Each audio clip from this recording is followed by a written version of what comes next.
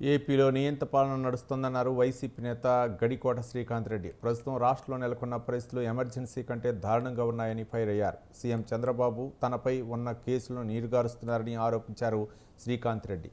ప్రజలకు వాస్తవాలు తెలియకుండా చేయాలని అనుకోవడం సరైంది కాదన్నారు శ్రీకాంత్ రెడ్డి.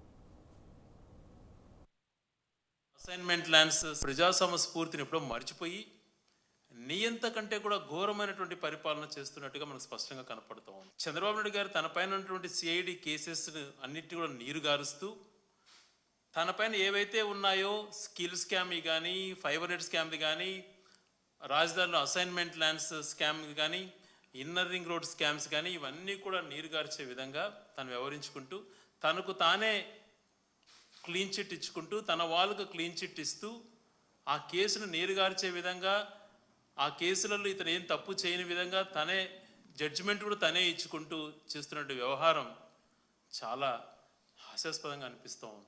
మరొక పక్కన ప్రజాస్వామ్య విలువలను తూడ్చిపొచ్చారు.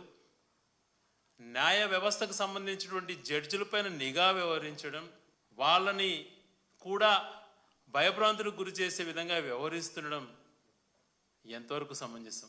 ప్రజాస్వామ్య విలువలంటే ఇంకా అది ఏ రకంగా కూడా లేకుండా చేస్తున్నారు. మిగిలిన అధికారులను వాళ్ళు బెదిరిస్తున్నటువంటి తీరు, వ్యవహరిస్తున్నటువంటి తీరు చూసినప్పుడు నియంత పరిపాలనలో కూడా, రాజరిక పరిపాలనలో కూడా ఇలాంటివి ఉండవు అని చెప్పి చాలా మంది మనసు విప్పి మాట్లాడుతున్నారు. ప్రజాస్వామ్య